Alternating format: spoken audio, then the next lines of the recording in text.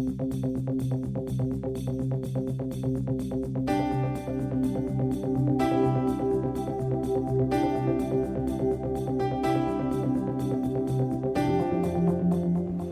welcome to Fishing the Edge.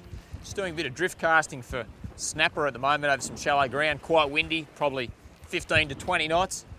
Simply casting out in front of the direction that we're drifting, working some shallow ground, trying to catch ourselves a couple of snapper.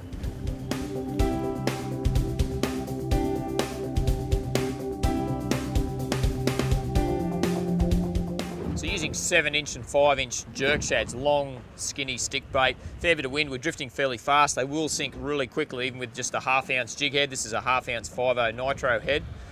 Electronics are really important, so use a GPS, the reef's marked on there, pick your point, drift across it, don't do any good there, move across, try another different section of it. The great thing about this is you're prospecting. Use your sounder, you'll use those ramps where it comes from the flat bottom up onto the reef, and that's usually where the fish are hanging. Simply, as I said before, cast in front, let that stick bait flutter down, and hopefully a big snapper's going to see it on the way down, or who knows, Samson fish, pearl perch, as a myriad of other species you can get on the soft plastics as well. You can see on the sounder there now, that's exactly what you're looking for. We've come up onto some pretty rugged country, pinnacles and flat top sections of reef, and there's the fish there to prove it. You can see the arches there. There's snappers sitting there waiting for you to cast your lure on top of them. Once you put the cast in, cast out, keep an eye on that belly in the line, get that reel in gear, and just allow that lure to sink down the water column. You've got to remember 10 metres is about the height of a telegraph post. If you're in 20 metres of water, that's quite a depth, 2 telegraph posts stacked on top of each other. Keep in touch with that belly. Let it sink down for a little bit first. If you start working it too early, you're going to bring that lure up into the water column. Once it's down in there, it's a matter of portraying some action to that jerk shad. And remember, it's a long, skinny stick bait, so there's not a lot of action involved in it. So you've got to create that action.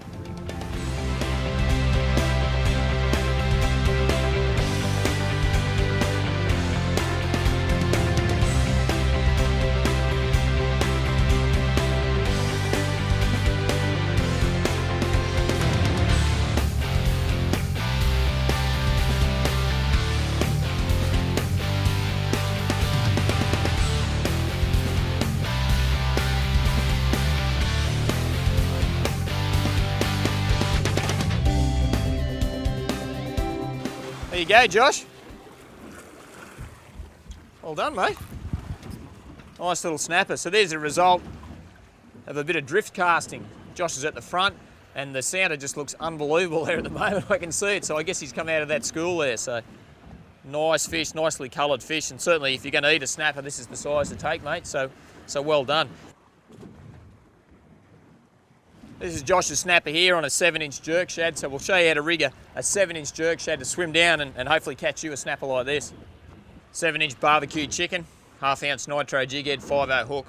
Pretty well the recipe for success, hopefully anyway. Slide it in through the top of the jerk shad, out through the start of the slitted section, up onto the bait keepers, through the back there, and out. There you go. 7-inch jerk shad ready for a snapper, we'll see. Well, as you can see in here, it's quite windy. The old sea anchor, or drift anchor, whatever you want to call it, drogue, all means the same thing, is an invaluable piece of equipment, especially when you're doing drift casting. So leave it out, obviously it goes onto on the windward side of your drift, slows that drift down, probably cut your drift down in half. So cheap bit of gear, definitely one to have, and very handy item when you're chasing snapper on plastics. One part of chasing snapper on plastics, or any fishing over shallow reef, is you're going to get snagged once in a while. It's just happened to me. 30 turn bimini twist, vanished fluorocarbon leader. Now that's what I'm using for my leader. So a double uni knot connection to that bimini twist, about a rod length of leader, or a bit over a rod length, down to a lefty's loop knot and my 1/2 ounce jig head. Pretty simple. As far as tackle goes, it's about as light as I normally fish in these waters anyway for snapper. This is a 3 to 6 kilo Asara Fluger rod, beautiful rod, really high modulus rod, capable of pulling some really big fish out of the water.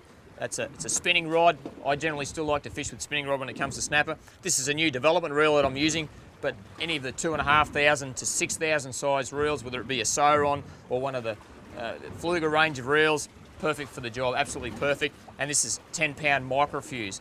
10 pounds probably the minimum, I guess. I like to fish with that. If you're not too confident with something that light, 8 to 10 pound, maybe start at 14 or 20 pound. And as you get more and more confident with that style of tackle, then you can lighten up a little bit. So I'm going to lighten up. I've been snagged. Don't get too worried about it. Just re-rig and get out there and have another go.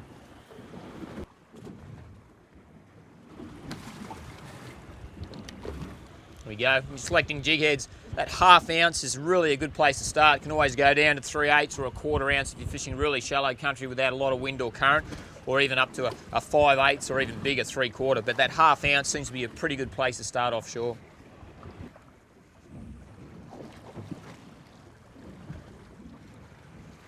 Yeah, there he is. That's a good bite. That's what we want to see. Yes. Righto. I hooked a really good snapper here.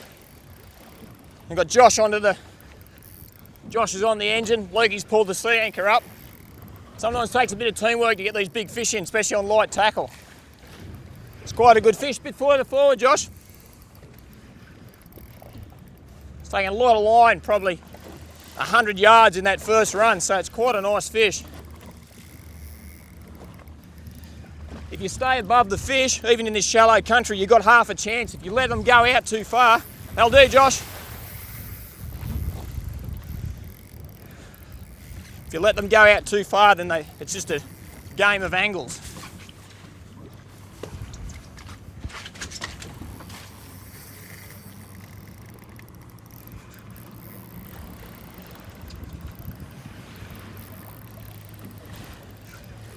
It's a nice snapper, I can see it there now.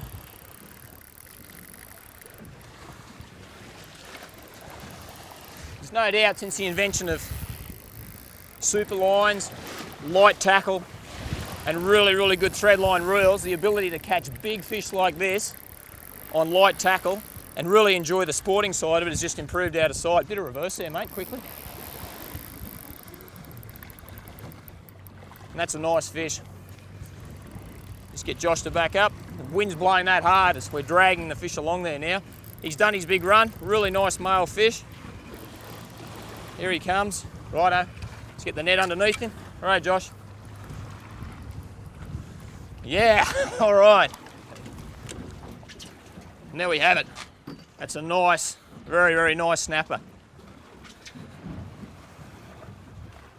And that is what drift casting for snapper is all about, that bite on the sink that you see the belly in your line just straight and scream off, light tackle, smoking drags, a bit of teamwork to make sure you don't get dusted in the reef, and that's the result. That is quite an ugly fish.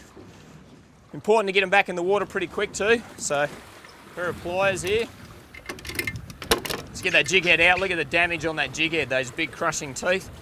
So there he is. I wouldn't mind a quick photo, important to do, get the fish back in the water. Righto, so he's had a nice drink there. You can see his fins are up and right, he's right to go. Quick photo. Luke's on the camera, nice and tight, Luke.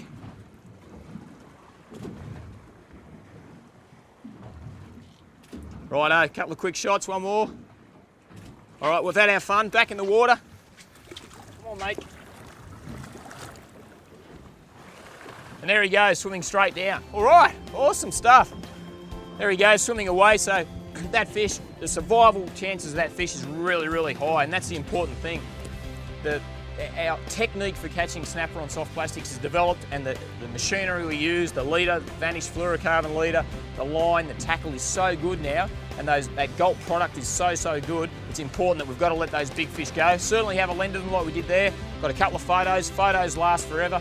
Away he goes, and hopefully I can come back and catch him when he's about 14 kilos instead of 5.5. You've been watching Fishing the Edge. I'm Michael Guest, and as I always say, there's time for one last cast. To see you on the water next time.